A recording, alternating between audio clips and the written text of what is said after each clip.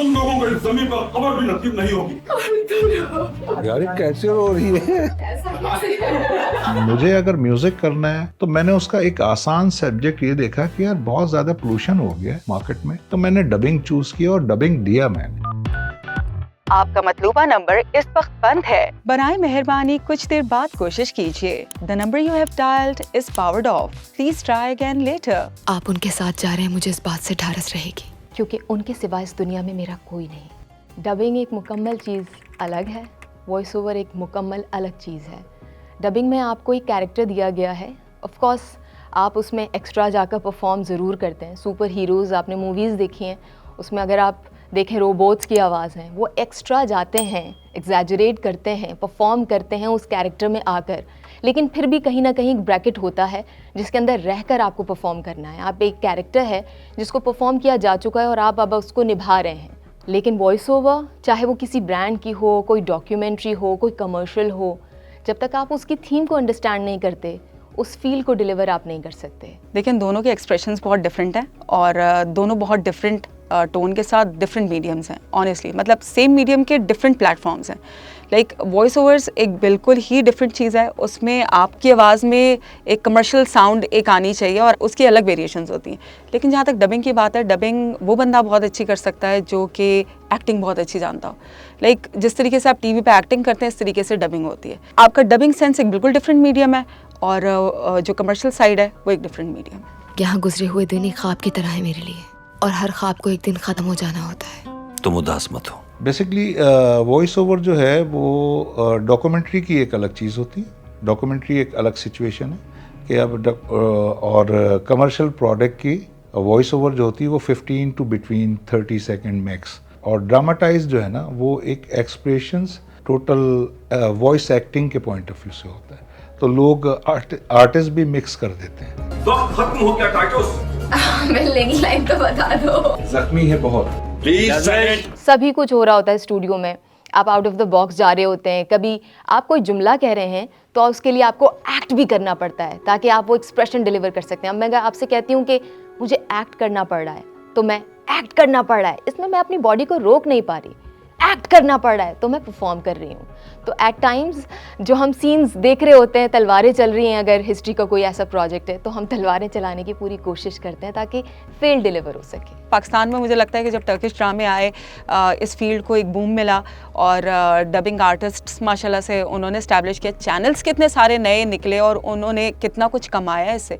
सो मुझे नहीं लगता कि इससे कोई नेगेटिव इम्पैक्ट पड़ा होगा, बल्कि अच्छा है। मुझे लगता है कि एक कंपटीशन आया होगा तो हमारे एक्टर्स भी बहुत अच्छा परफॉर्म कर रहे होंगे उसको देख के। ओवरऑल पाकिस्तान की बात करें तो पजीराई आवाम की जानिब से बेइंतहा मिलती है।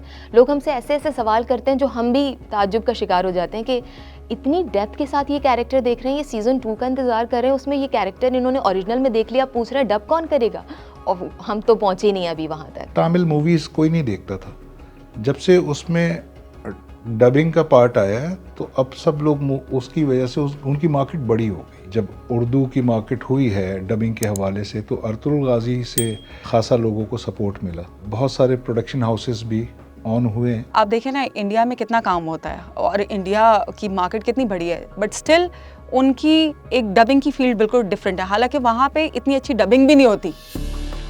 सराय में बने खाने की तरह सुल्तान अलाउद्दीन की दी हुई जमीन का जायका भी आपने बर्बाद कर दिया। ले जाओ उसे मेरे सामने से। अभी ये इतनी अच्छी ना उर्दू बोल सकती है एआई, या बोल सकता है, और हिंदी के वर्ड्स पकड़ता है। कुछ वर्ड्स अभी भी आप उसको उर्दू में बोलें, उसको उर्दू में समझ ही नहीं आते। AI is an amazing thing, लेकिन it can never be a replacement of a human। चाहे किसी भी सतह पर बात कर लें और कितनी भी तरक्की, AI असिस्टेंस ज़रूर प्रोवाइड करेगा और आपके काम में फ़्लो ज़रूर लेकर आएगा, बेहतरी लेकर आएगा, लेकिन रिप्लेसमेंट इंसान की कभी नहीं हो सकता। कमर्शियल ऑब्जेक्टिव के लिए तो बहुत बेहतर है कि मुझे कोई कॉन्सेप्ट या कोई स्टोरी बोर्ड या कोई पोइट्री के अंदर कोई नई लाइंस चाहिए तो उसको मैंने रेफरेंस डाला, उसको बताया, उसने मुझे वो भेज दिया। कोई म्यूज़िक का ग्राफ मुझे अगर पिक करना है तो उसके लिए भेज दिया। ये इन सब चीज़ों के लिए। बट वो जो हेल्दी जॉब आपकी होगी वो ज़ाती तौर पर एज क्रिएटर ही काउंट की जाएगी। क्या और मेरे होते हुए तुम परेशान मत हो। थोड़ा सा और ज्यादा परेशानी ना उसको जाहिर करें जरा है। Second take.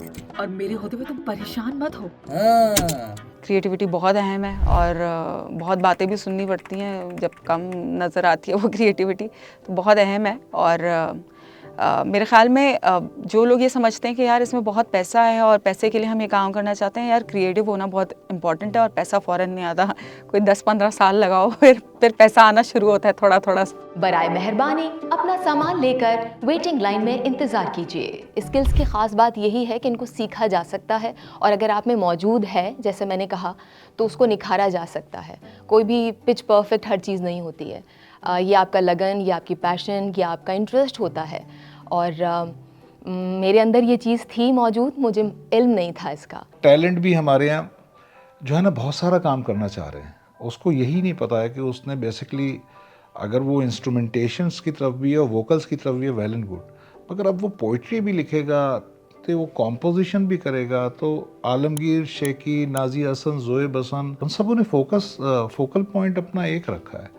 क्योंकि मुझे अगर म्यूज़िक करना है तो मैंने उसका एक आसान सब्जेक्ट ये देखा कि यार बहुत ज़्यादा पोल्यूशन हो गया है मार्केट में, तो मैंने डबिंग चूज़ किया और डबिंग दिया मैंने। मुकम्मल वैक्सीनेशन, मास्क पहनना, your account balance is insufficient for this call. हम खुद ये आवाज़ें नहीं बना रहे होते, हर डबिंग प्रोजेक्ट के पीछे पूरी एक टीम काम करती है। उसमें जो डबिंग डायरेक्टर होता है वो आपको पूरी की पूरी साथ ब्रीफ देता है, फिर आप जो डब करते हो वो सुनता है। जो पहली एपिसोड होती है उसकी जो कुछ लाइंस होती हैं, पहले वो एक टोन बनाई जाती है, डन की जाती है, फिर उसके बाद उस पर आगे काम शुरू होता है। आप तो यहाँ मौजूद नहीं थे, लेकिन आपकी बहादुर वालिदा मुझे खैमे में ले गई।